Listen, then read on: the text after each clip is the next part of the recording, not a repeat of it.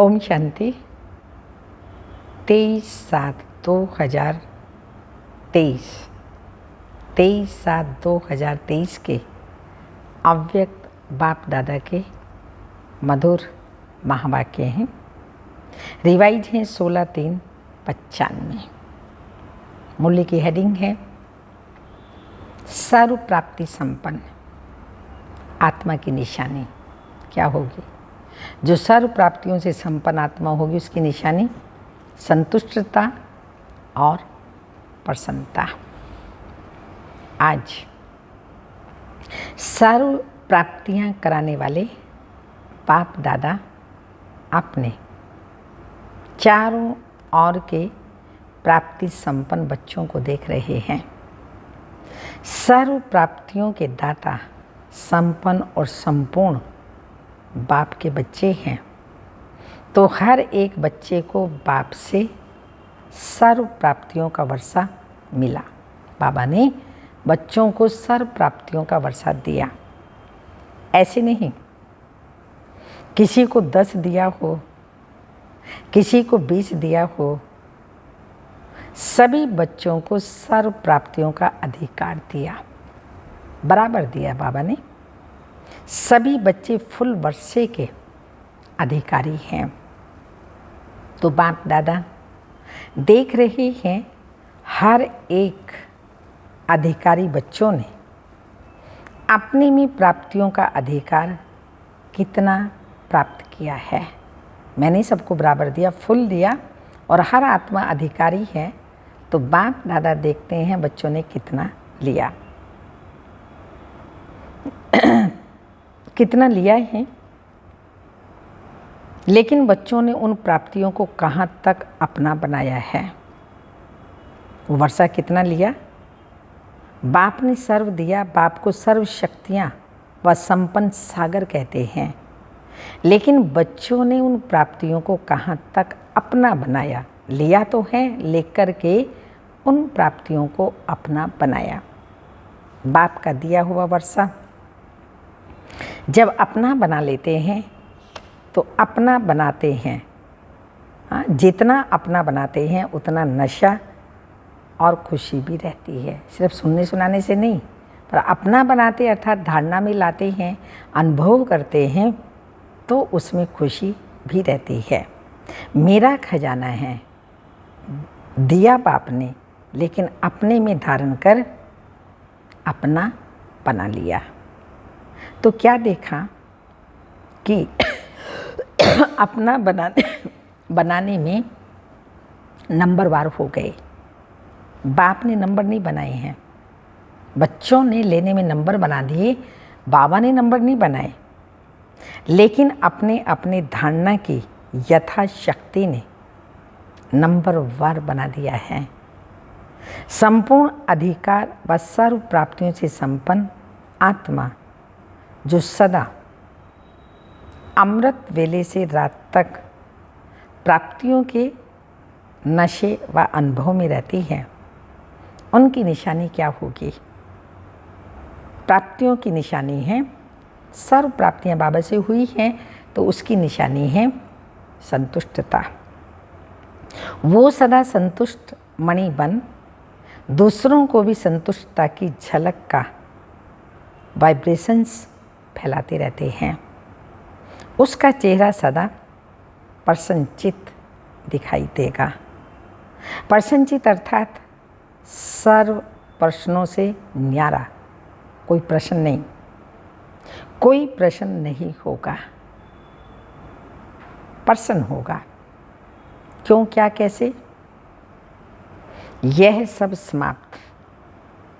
तो ऐसे प्रसन्नचित बने हो कि अभी भी कभी कभी कोई प्रश्न उठता है कि ये क्या, ये क्यों है, ये कैसे होगा, कब होगा। ये प्रश्न चाहे मन में चाहे दूसरों से उठता है। पूछें अपने आप से, ये प्रश्न उठता है। प्रसन्नचित हो या प्रसन्नचित हो, या कभी प्रसन्नचित और कभी प्रसन्नचित, क्या है? वैसे गायन है अप्राप्त नहीं कोई वस्तु ब्राह्मणों के खजानों में। ये किसका है? किन ब्राह्मणों का गायन है?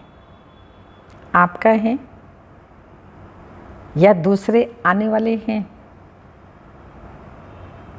आप ही तो हो। तो जब कोई अप्राप्ति होती है ना, अप्राप्ति असंतुष्टता का कारण है।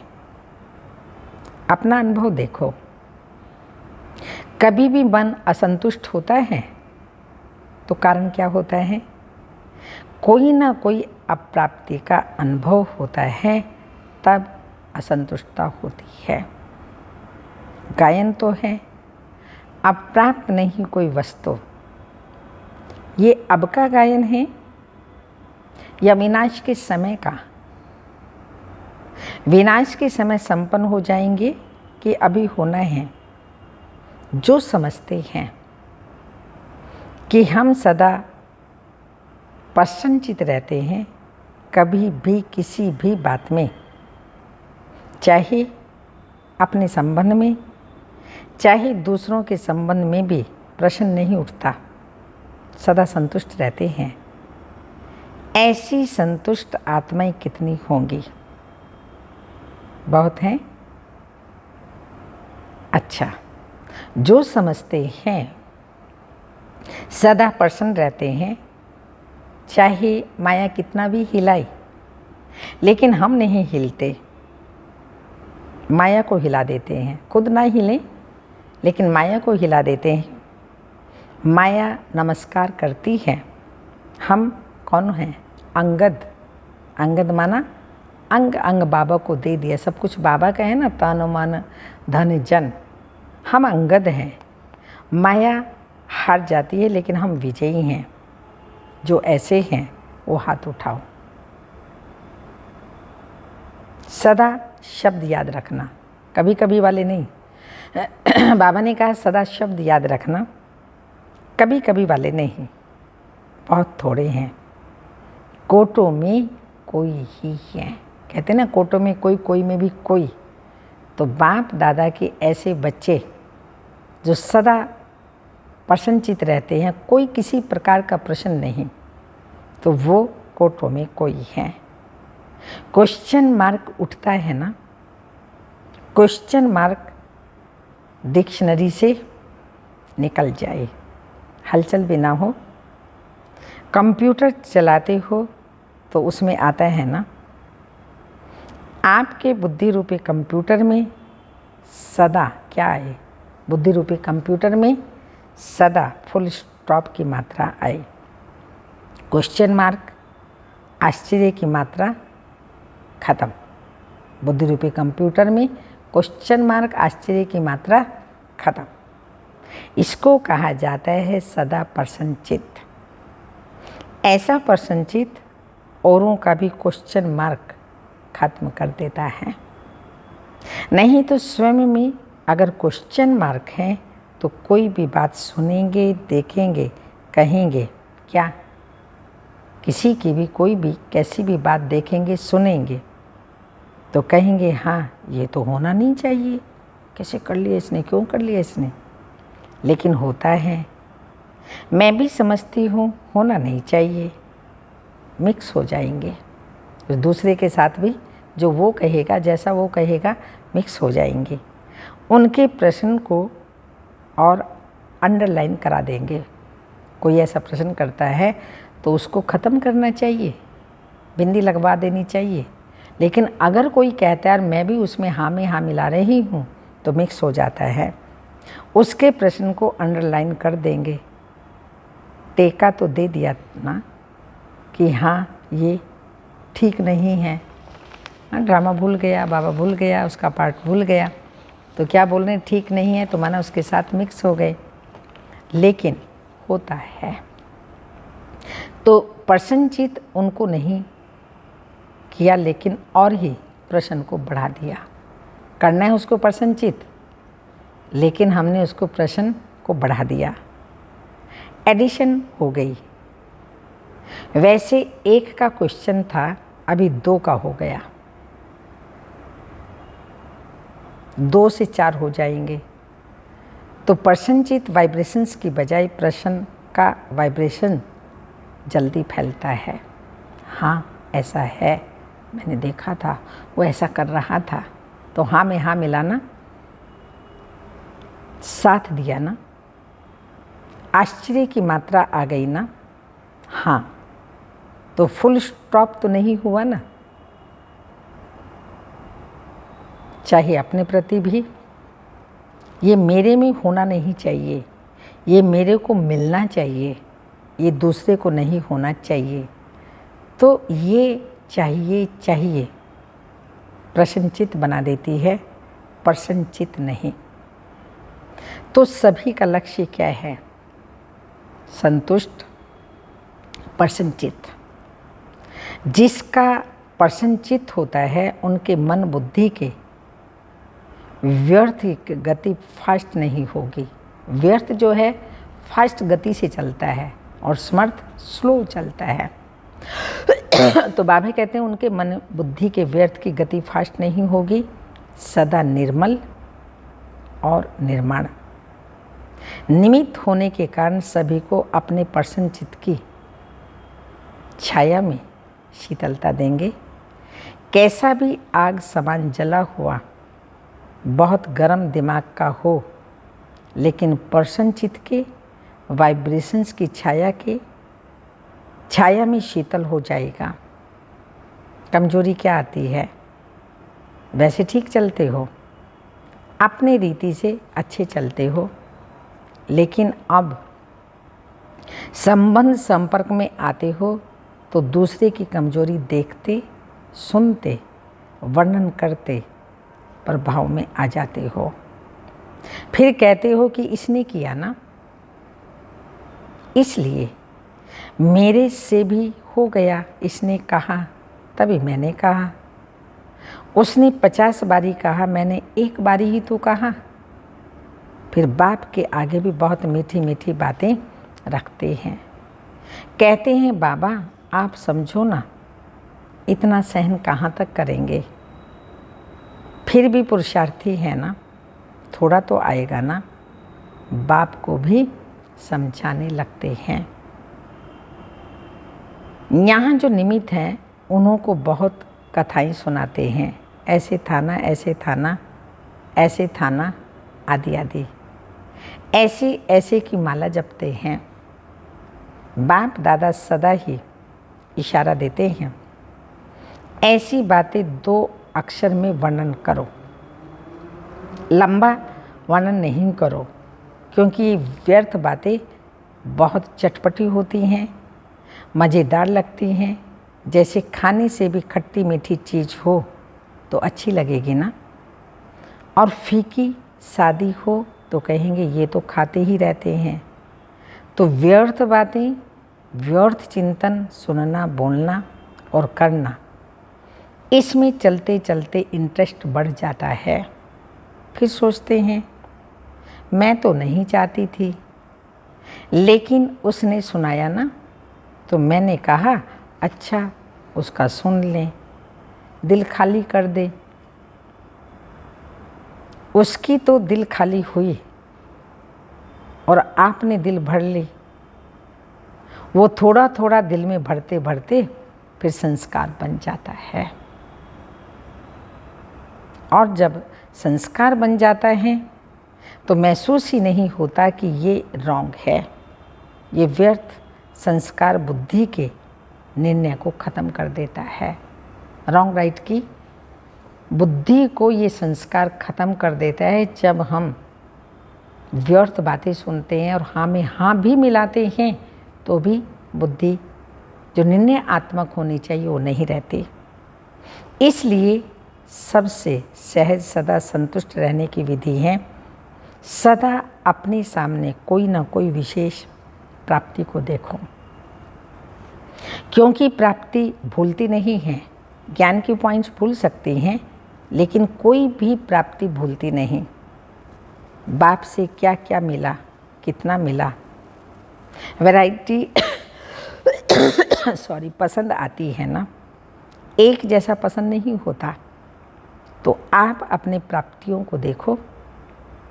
ज्ञान के खजाने की प्राप्ति कितनी है, योग से शक्तियों की प्राप्ति कितनी है, दिव्य गुणों की प्राप्ति कितनी है, प्रैक्टिकल नशे में खुशी में रहने की प्राप्तियां कितनी हैं। बहुत लिस्ट है ना। पहले भी सुनाया था कि कभी कोई गुण की प्राप्ति को सामने रखते हुए संतुष्ट रहो, क्योंकि एक गुण है, एक गुण भी अपनाया तो जैसे विकारों का आपस में बहुत गहरा संबंध है।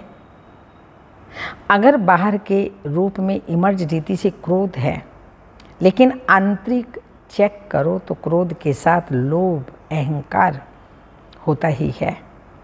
ये सब आपस में साथी हैं। कोई इमर्ज रूप में होते हैं, कोई मर्ज रूप में होते हैं। तो गुण भी जो हैं उन्हों का भी आपस में संबंध है। इमर्ज एक गुण को रखो, लेकिन दूसरे गुण भी उनके साथ ही मर्ज रूप में होते हैं।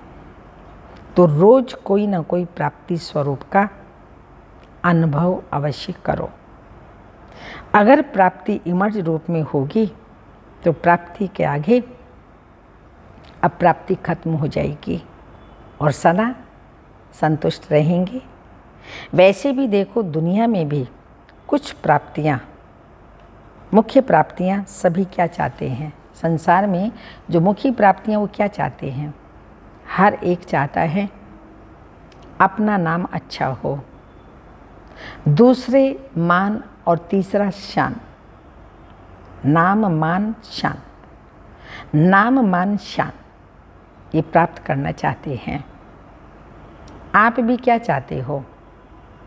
आप भी तो यही चाहते हो ना, हद का नहीं बेहद का। तो दुनिया वाले हद के नाम के पिछाड़ी दौड़ते हैं और आपका नाम विश्व में जितना ऊंचा है उतना और किसका है। ऊंचे बाप के साथ हम हैं, ऊंची पढ़ाई पढ़ रहे हैं, सर्व संबंध ऊंचे बाप के साथ हैं। तो हमारी जैसा ऊंचा और कोई हो सकता है? तो आप अपने नाम को देखो। सबसे नाम की विशेषता ये है, आपका नाम कौन जपता है? स्वयं भगवान आपका नाम जपता है। तो इससे बड़ा नाम क्या होगा? आपके नाम से अभी लास्ट जन्म में भी अनेक आत्माएं अपना शरीर निर्वाह चला रही हैं। आप ब्राह्मण हो ना, तो ब्राह्मणों के नाम से आज भी नामधारी ब्राह्मण कितना कमा रहे हैं। अभी तक नामधारी ब्राह्मण भी कितना ऊंचे गाए जाते हैं। तो आपके नाम की कितनी महिमा है। इतना श्रेष्ठ नाम आपका हो गया, इसलिए हद के नाम के पीछे नहीं जाओ। मेरा नाम तो कभी किसी में लेते ही नहीं हैं। मेरा नाम सदा पीछे ही रहता है। कितने भूखे हैं नाम मान शान के ब्राह्मण। तो बाबा आज कह रहे हैं, अभी भी हम धारणा में ये बात ला सकते हैं कि नाम मान के पीछे ना पड़ें। तो बाबा बता रहे हैं, इतना श्रेष्ठ नाम आपका हो गया, इसलिए हद के नाम मान के पीछे नहीं जाओ। मेरा नाम तो कभी किसी में लेते नहीं, मेरा नाम सदा पीछे ही रहता है। सेवा मैं करती हूँ, नाम दूसरों का हो जाता है, आदि आदि। तो हद के नाम के पीछे नहीं जाओ। बाप के दिल में आपका नाम सदा ही श्रेष्ठ है। जब बाप के दिल में नाम हो गया तो कोई सेवा में या कोई प्रोग्राम में या कोई बातों में आपका नाम नहीं भी आया तो क्या हर्जा, बाप के पास तो है ना। जैसे भक्ति मार्ग में हनुमान का चित्र दिखाते हैं तो उसके दिल में क्या था? राम था। और बाप के दिल में क्या है? बच्चे। तो बच्चों में आप हो या नहीं हो, तो सभी का नाम देखा है पक्का? कभी मिस हो गया तो आप सभी का नाम है, तो और नाम के पीछे क्यों पड़ते हो? बाप के दिल में नाम है, आप बाबा के दिल में हो, तो और नाम के पीछे क्यों पड़ते हो? क्योंकि मेजॉरिटी यही नाम मान शान गिराता भी है और यही नाम मान शान नशा भी चढ़ाता है। तो प्राप्ति के रूप में देखो, अगर मानो कोई कारण से आपका नाम गुप्त है और आप समझते हो कि मेरा नाम होना चाहिए, यथार्थ है, फिर भी अगर किसी आत्मा के हिसाब किताब के कारण या उसके संस्कार के कारण आपका नाम नहीं होता है, आप राइट हो, वो रॉन्ग है, फिर भी उसका नाम होता है, आपका नहीं, तो विजय माला में आपका नाम निश्चित है। इसलिए इसकी भी परवाह नहीं करो। इस रूप में माया ज़्यादा आती है, इसलिए अभी गलती से नाम मिस हो गया, हो भी गया, कोई हर्जा नहीं, लेकिन विजय माला में आपका नाम मिस नहीं हो सकता, पहले आपका नाम होगा। तो अपने नाम की महिमा याद रखो कि मेरा नाम बाप के दिल पर है, विजय माला में है, अंत तक मेरा नाम सेवा कर रहा है। भक्तजन माला फेरते हैं ना, तो अंत तक वो नाम बाला कर रहे हैं। और आपका मान कितना है, भगवान ने भी आपको अपने से आगे रखा है। पहले बच्चे तो स्वयं बाप ने मान दे दिया ना, कितना आपका मान है, उसका प्रूफ देखो। आपके जड़ चित्रों में लास्ट जन्म तक कितना मान है, चाहे जाने नहीं जाने, लेकिन कोई भी देवी देवता का चित्र होगा तो कितने मान से उसको देखते हैं।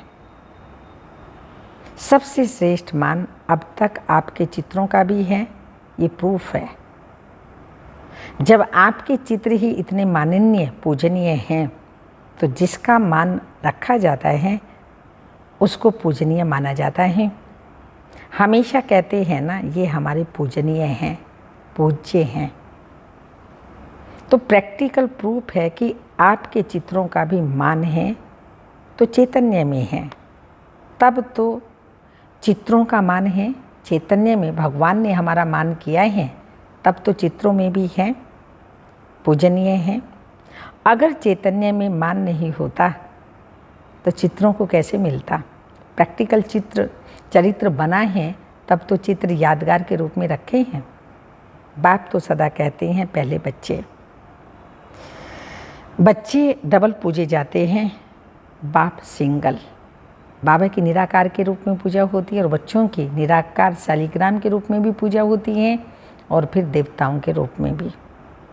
तो आपका मान बाप से ज़्यादा हुआ ना, इतना श्रेष्ठ मान मिल गया। तो जब भी कोई हद के मान की बात आए ना, तो सोचना आत्माओं का मान क्या करेगा। जब परम आत्मा का मान मिल गया, ऐसे नहीं सोचो कि हम इतना कुछ करते हैं फिर भी मान नहीं देते, पूछते ही नहीं।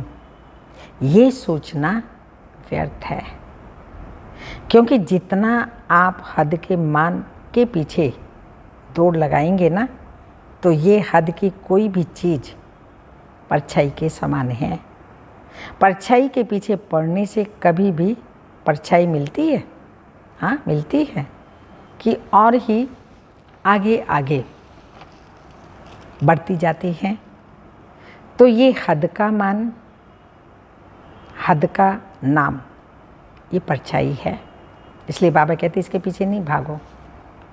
ये माया के धूप में दिखाई देती है, लेकिन है कुछ भी नहीं।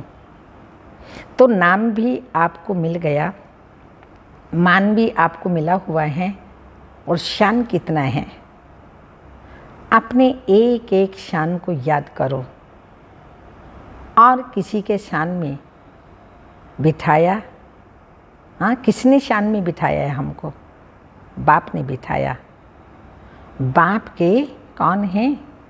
हाँ, नशे से कहो बाबा के दिल तक नशीन है। कहाँ पर हम बैठे हैं? बाबा के दिल में। सबसे बड़े ते बड़ी शान राज्य पद है ना। फिर बाबा ने स्वर्ग में राज्य अधिकारी बनाया, तो आपको तख्त ताज मिल गया है ना। जो परमात्मा के तख्त नशीन है, इससे बड़ी शान और क्या है? हो ही नहीं सकती ना कोई। कभी कभी निर्णय करने में एक छोटी सी गलती कर देते हो।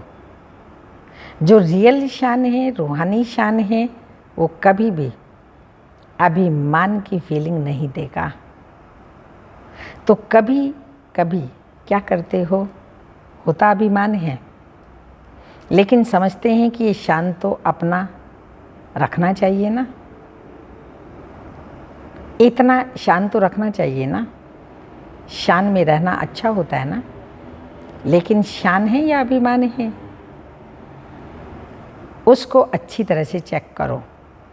कभी कभी अभिमान की शान, जो अभिमान आता है उसको ही शान समझ लेते हैं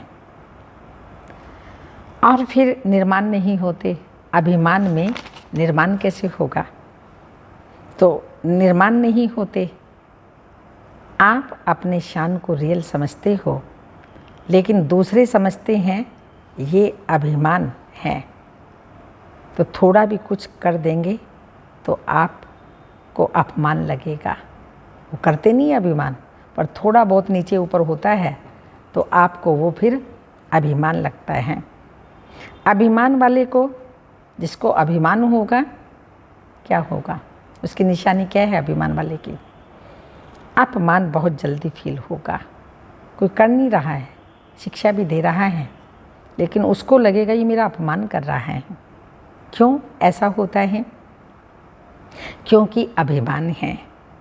थोड़ा भी किसी ने हंसी में कुछ कह दिया तो अपमान लगेगा। ये अभिमान की निशानी है। अपमान फील होना अभिमान की निशानी है। सोचेंगे नहीं मैं तो ऐसा हूँ नहीं। हाँ, सोचेंगे नहीं मैं तो ऐसा हूँ नहीं।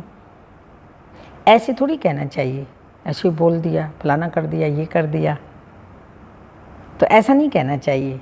तो निर्णय ठीक करो, क्योंकि अभिमान आया, मान शान की इच्छा रखी, तो निर्णयात्मक बुद्धि खत्म हो गई। उस समय निर्णय में कमी कर लेते हो। यथार्थ की बजाय मिक्स होता है और आप उसको यथार्थ समझ लेते हो।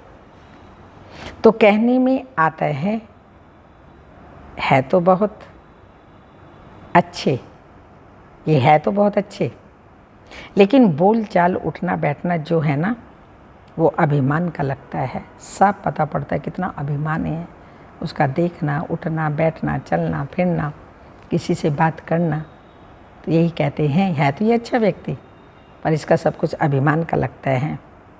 ये भी किसी ने कहा तो अपमान की फीलिंग आ जाएगी। अगर ये बात भी कहीं ना कहीं से सुन ली तो भी उसको लगेगा मेरा ये अपमान कर रहे हैं। तो स्वामान और अभिमान के अंतर को भी चेक करो। मैं स्वामान में हूँ या अभिमान में हूँ, ये अंतर चेक करो। स्वामान कितना बड़ा है और दिया किसने है? भगवान ने। तो स्वामान कितना बड़ा है, शान कितनी बड़ी है, उस बेहद के नाम मान शान को सदा इमर्ज रखो। जो बाबा ने नाम मान शान स्वामान दिया है, उसका सदा इमर्ज रूप में रखो। मर्ज नहीं, इमर्ज करो। जैसे याद में कभी कभी अलबेलापन भी आ जाता है, तो कहते हैं हम हैं ही बाप के ना, याद क्या करें आदि आदि। लेकिन इमर्ज संकल्प से प्राप्ति का अनुभव होता है। ऐसे ही हर धारणा में अलर्ट रहो, अलबेले नहीं बनो, क्योंकि समय समीप आ रहा है और समय समीप क्या सूचना दे रहा है? समान बनो, संपन्न बनो। समय हमें सूचना दे रहा है, ब्रह्मा बाप समान बनो, संपन्न बनो। तो समय की चैलेंज को देखो और सर्व प्राप्तियों से संपन्न बनो। अच्छा, चारों ओर के सदा सर्व प्राप्ति स्वरूप आत्माएं, सदा संतुष्ट, सदा प्रसन्नचित रहने वाली श्रेष्ठ आत्माएं, सदा स्वयं को श्रेष्ठ नाम मान शान के अधिकारी अनुभव करने वाली समीप आत्माएं, सदा सर्व को संतुष्टता के वाइब्रेशंस की लाइट माइट देने वाले प्रसन्नचित आत्माओं को बाप दादा का याद प्यार। Good morning, diamond morning. रूहानी बाप की रूहानी बच्चों को नमस्ते। हम रूहानी बच्चों की रूहानी माता पिता बाप दादा को याद प्यार। Good morning, diamond morning. ओम नमस्ते। वरदान है आज का, हर सेकंड स्वयं को भरपूर अनुभव कर सदा सेफ रहने वाले स्मृति सो समर्थ स्वरूप भव। स्मृति सो समर्थ स्वरूप भव। स्पष्टीकरण, बाप दादा द्वारा संगम युग पर जो भी खजाने मिले हैं उसमें स्वयं को सदा भरपूर रखो। सदा जितना भरपूर उतना हलचल नहीं। भरपूर चीज़ से जो भरपूर चीज़ होती है उसमें दूसरी कोई चीज़ आ ही नहीं सकती। ऐसे नहीं कह सकते कि सहन शक्ति व शांति की शक्ति नहीं है। थोड़ा क्रोध या आवेश आ जाता है, कोई दुश्मन ज़बरदस्ती तब आता है जब अलबेले हैं या डबल लॉक नहीं है।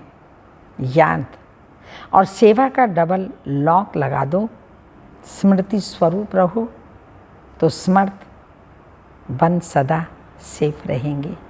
स्मृति स्वरूप तो समर्थ सदा ही सेफ रहेंगे। स्लोगन, विश्व का नव निर्माण करने के लिए अपनी स्थिति निर्माण चित्त बनाओ। विश्व का नव निर्माण करने के लिए अपनी स्थिति नव निर्माण बनाओ। ये अव्यक्त इशारा संस्कारों में निर्माण और निर्माण दोनों विशेषताएं मालिकपन की विशेष निशानी हैं। साथ साथ सर्व आत्माओं के संबंध में आना, स्नेही बनना, सर्व के दिलों के स्नेह के आशीर्वाद अर्थात शुभ भावना सबके अंदर से उस आत्मा के प्रति निकले, चाहे जाने चाहे ना जाने। दूर का संबंध व संपर्क हो, लेकिन जो भी देखे वह स्नेह के सागर, स्नेह के कारण ऐसे ही अनुभव करे कि ये हमारा है। स्नेह के कारण ऐसे ही अनुभव करे कि यह मेरा है। ओम शांति।